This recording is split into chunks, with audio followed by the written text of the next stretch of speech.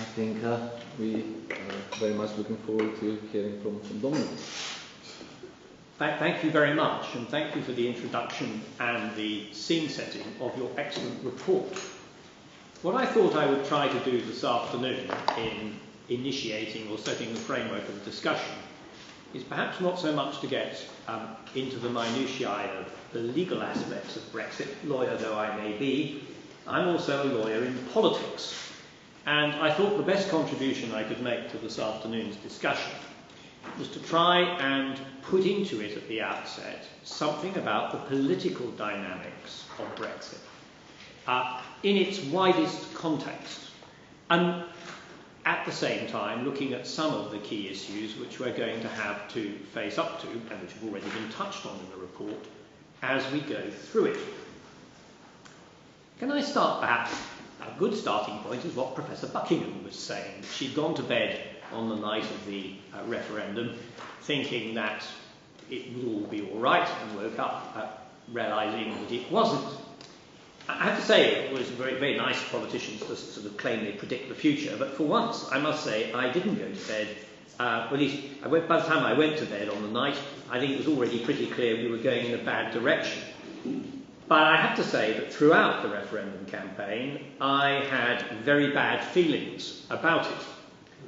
And they crystallised for me when I went down to do a talk at Clovelly in Devon, organised by the owners of Clovelly as part of a philanthropic exercise where twice a year they invite a speaker to go down. And it was an audience of about 150, and it's then followed by a black tie dinner for about 80 people. And essentially this was the North Devon nomenclatura. It consisted of farmers, quite medium, not very large landowners. I don't think Devon is a land of big land ownership. Some big local businessmen in haulage, some fishing, shipbuilding. Just down the road from where we were meeting, 2 vessels, patrol vessels, were being built for the Irish Navy and were approaching completion, and were in fact the method by which the particular shipyard was being kept open at the time and its future slightly uncertain. There were also some retired merchant bankers with toy estates down in Devon, some retired academics, and 1 or 2 current academics from Exeter University who drifted up the road for the fun. I have to say that, admittedly, this was an audience which was probably 90% over the age of 50. But even taking that into account, I was struck by the fact that in the course of the discussion and taking a sort of straw poll, something around 80% of those present were going to vote to leave the EU. We delude ourselves, I think, when we, particularly in sort of southern England, when we think that Jeremy Corbyn, having lost control of the working class electorate in the northern towns, who decided to go to UKIP for a variety of reasons and therefore vote for Brexit, that somehow the phenomenon wasn't much more widespread. Indeed, looking at the map of England, I was very struck that, with the possible exception of East Anglia, it seemed to me that essentially the map of where voted Remain and where voted to leave rather replicated the English Civil War in the 17th century. Nothing much changes. London, an arc of prosperity down to Bristol, down to Southampton, down that corridor that goes down there in parts of the south coast, an arc up to Cambridge, always a bastion of Roundhead viewpoint, and of course Scotland and occasional large cities. And beyond that, the cavalier insouciance of wanting something very different. So I don't think we should underestimate the extent to which what has happened is a revolution. And there, I think, comes the first big rub. We have had a revolution. The people have, maybe only 52 to 48%, but they have sent a clear message of complete distrust in political institutions and the political system in this country, of a kind that has been building up for a very long time, which I have to say I think the political class has contributed to by the way in which we conduct our politics, and which of course can be witnessed elsewhere in Western Europe and indeed at the moment with knobs on in North America. And that's a very real challenge, because I think that unless we keep that in mind, we will be in danger of constantly coming up with the wrong arguments, let alone the solutions of how we approach Brexit. And the matter is made more complicated by the fact that, being a revolutionary act, because it completely overturns the existing order of British foreign policy and domestic policy pursued over a 45 to 50-year period, is that the problem is that the people who are now in power are certainly not revolutionaries. Revolutionaries, by their very nature, tend to be fixated on particular goals, and the devil take the hindmost. We may consider ourselves fortunate in the respect that we don't have revolutionary government. But how on earth does a government rooted in traditional conservative caution, and with a parliament where, although you'll get a wide variety of views within my party, the reality is that only a tiny minority actually reflects the view which the 52% of the electorate express. Here is potentially a recipe for further trouble unless we can manage this process properly. Just to take the first example, Article 50. There is a peculiar irony that, having announced that the whole purpose of getting us out of the EU is based on an assertion of parliamentary sovereignty and the restoration of independence, the first act of the new government has been to suggest that Article 50 is entirely a matter for the royal prerogative and that Parliament should have virtually no say in the process, because, of course, the reality is that the divisions even within the Cabinet are such that it's likely to destabilise the government and make it impossible for it to operate. And it certainly doesn't want Parliament to start meddling in that. We have a legal challenge, and I won't get bogged down in that, except to say that I think the legal challenge is, as lawyers love to say, I think rather finely balanced, and I shall wait with great interest to see what comes out of it. But one way or the other, even the process of starting Article 50, the very beginning of the unravelling of our relationship with the EU, appears on the face of it to be fraught with difficulties. Parliamentary difficulty, the difficulty that in order to carry out the subsequent work, it's almost certain that the government will have to resort to a massive number of Henry VIII clauses to give it the maximum power and flexibility without Parliament's involvement.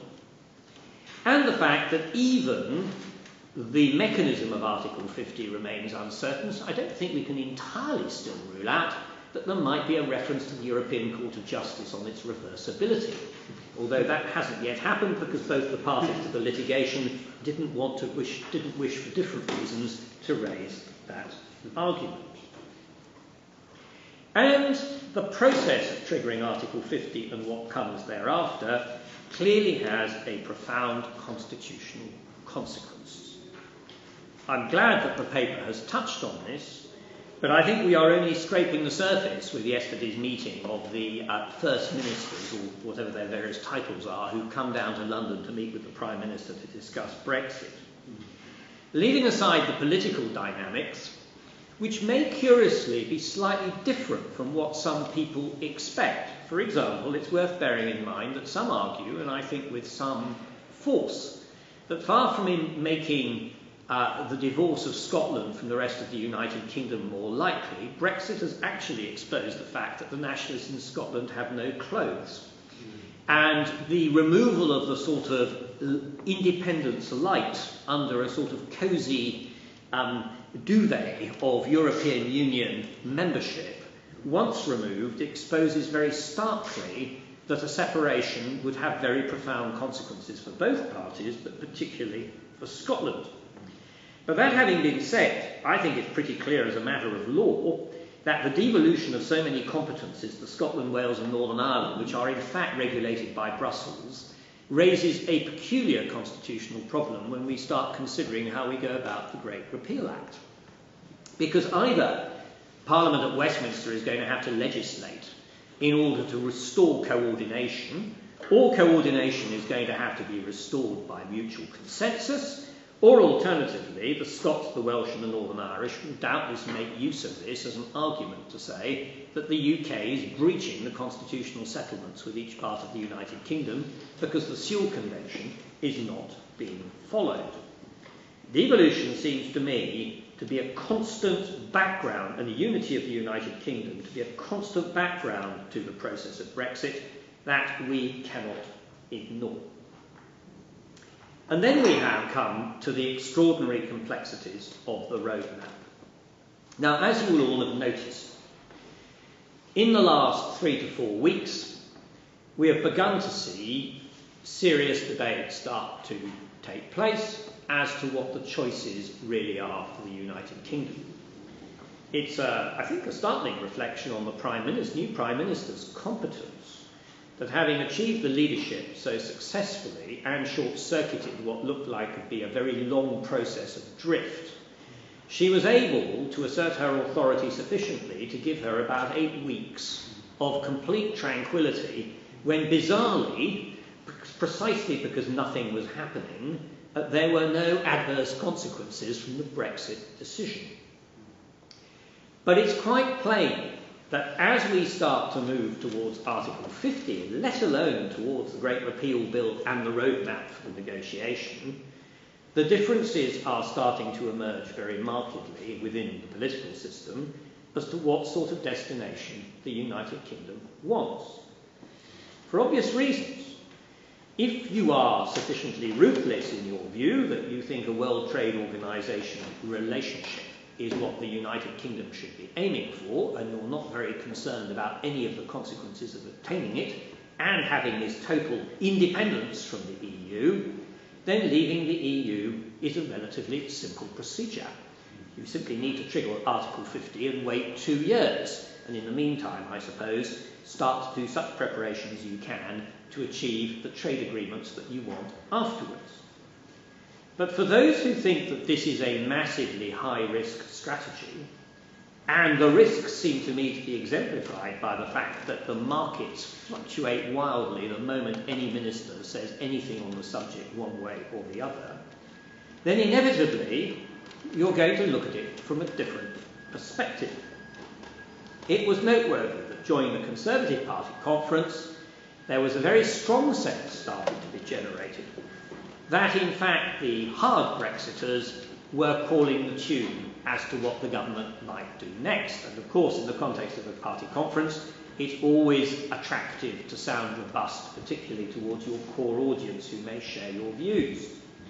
But it did immediately trigger a response, with the government having to back down only 2 weeks ago on its position in respect of whether or not the impression it was giving that it was closing down options, with a rather well-judged motion being tabled in Parliament by Keir Starmer, asking and insisting that Parliament should have a major say in where the roadmap takes us. Now, this seems to me to be the single biggest issue that we are going to have to tease out over the coming months. What do we want from the European Union?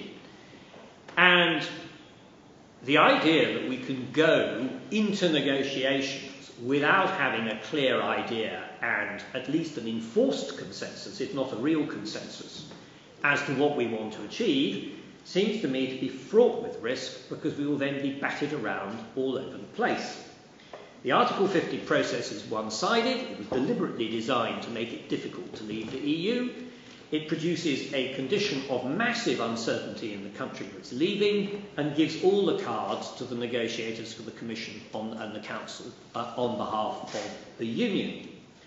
If we do not have a clear view by the time we trigger it in late March as to whether we genuinely wish to continue participating in the single market along a sort of Norway model, or we can always ask for Norway plus, but I have particularly in respect of freedom of movement. But if we can't even sort that out, then it seems to me we are going to be in a very bad place. So clearly, that is going to require an immense amount of work. Now, one thing I do know as a lawyer, and I keep on trying to point out to colleagues, is that the process of unravelling a 45-year relationship is immensely complicated. It falls into a vast number of categories, and each one of them has different impacts. In some cases, there are sectors of industry like or commerce, like, for example, insurance, where if there isn't complete passporting, the ability of the United Kingdom to continue to provide international insurance services onto an EU market is probably non-existent. There are others, like banking, where I think the point has been quite well made, that there may be rather more flexibility. But each one of these is going to have to be looked at separately. And I do worry about whether we really even have the capacity to do this. And it seems to me it's going to require a collective effort by academia, lawyers, and indeed government to try and dissect the individual components of the relationship we have with the EU in order to determine what it is that we want to ask from our partners that we want to retain or jettison. And in that sense, the Great Repeal Act seems to me to be a complete red herring, because it's, I think, simply a device to enable parliamentarians to babble on about it while the government gets on with that negotiating. We also need to consider the issue of security. And here, I think, it raises a number of complex points. The first one is that I think I agree with what's in the paper, that ultimately our intelligence sharing, for example, is done at a bilateral level. But although our intelligence sharing is done bilaterally, our counter-terrorism and policing is done through European institutions, Europol, Eurojust, the Schengen database. Doubtless these will be some of the easiest areas for us to come to an agreement with our continental partners, because it's so overwhelmingly in their interest that they should come to that agreement and the economic competition doesn't arise. But I do think that we run some very considerable longer-term security implications from Brexit, because it completely removes our influence in how the EU develops thereafter in building these relationships, including potentially security relationships which extend to defence. And once we are outside those structures, if that is indeed where we are, then our ability to actually conduct what has always been seen as a key part of British foreign policy will disappear. And all that is taking place in the context of an international situation which I think looks blacker and blacker by the week, particularly in the context of Russia as the new grand disturber of the Euro-Asian continent. And of course, there are other issues closer to home which may also feature out as part of international negotiations. It probably doesn't need me to tell you this to this audience, but it's quite obvious that the Spanish government wishes to exploit Brexit for the purpose of establishing joint sovereignty over Gibraltar. As this is about as contentious an issue as you can possibly raise at Westminster, how the government is going to get itself out of this particular fix, I simply don't know, particularly when the Spanish will have potentially very considerable leverage. Mention was also made about the EU Charter of Fundamental Rights. Here I may be rather more optimistic than Conor Gearty. It's been an interesting point that although there is clearly an undercurrent of hostility to anything foreign, the reality is that the Prime Minister dropped her desire to pull out of the European Convention on Human Rights as part of her leadership bid. Now, it may be that that's a temporary drop-in and it's unfinished business to which she might return if she's still in office in 6 or 7 years' time. But I think that the reality is that there is a marked lack of appetite for embarking on this when we are embarking on all the other things that we have at present. So I happen to think there's a breathing space, but it is worth bearing in mind, and I think it's probably fair to say this, that I don't think anybody at Westminster, outside a tiny number of people, think that the EU Charter of Fundamental Rights is of any particular relevance to the United Kingdom. There are far more people who think that the ECHR is. And I think if people wish to highlight areas of the Charter of Fundamental Rights which could disappear at the same time as Brexit, they're going to have to be very careful at how they identify and explain those. There are, of course, undoubtedly some data protection, and privacy law is one of them, and there are a number of others, of course, including discrimination. But I think that that's an area where lawyers are going to have to be quite careful in how they present it, because I'm not sure at the moment that it has any very great resonance. Finally, can I say this? Because I want to bring my remarks to an end. I hope I've thrown enough pebbles into the pond to get us started. Of course, the other big revolutionary act in all this, and it's been rightly highlighted in the paper, is about the United Kingdom and international law generally. The UK is the biggest creator of international agreements the world has ever seen. I remember asking the Foreign Office about this. I think we've got over 13,000 treaties to which we're currently signed up to, and that's only the ones we've signed up to since 1834. It's probably rising and continues to rise year by year. And of course, over 700 of them have arbitral mechanisms for resolving disputes, which in a sense is what the European Court of Justice is, if you take out the direct effect aspect of it. And here we are, for the first time in our history. I know we left the International Labour Organization, but I'm not sure that was particularly important. Here we are, for the first time in our lives, really standing up in public and ripping up an international agreement of major significance. And yet, at the same time, the subtext of everything which we're doing is that we have got to go out and negotiate a host of new international agreements with third-party countries, the 57 that we currently have through the EU, if we leave the customs union, plus all the others which ambitiously my colleague and friend Liam Fox announces are just round the corner if we go and ask nicely. The problem with all this is that if you have a failed marriage quite as spectacular as ours with the EU, who's going to want to marry us in future? And I do think this is a point which really hasn't been looked at, because so much of our international reputation in the period since the Second World War has been based as our long-term reliability as an international partner. That's what we've staked our reputation on. That is what ultimately has brought us many brownie points. Of course, the problem is that down in Devon, as I realise, quite a few people think the UK has been making far too many concessions to all sorts of people, and it's time we stamped our foot. But how you reconcile the one with the other strikes me as being at the heart of the challenge that we have to consider this afternoon. Thank you very much. Thank you.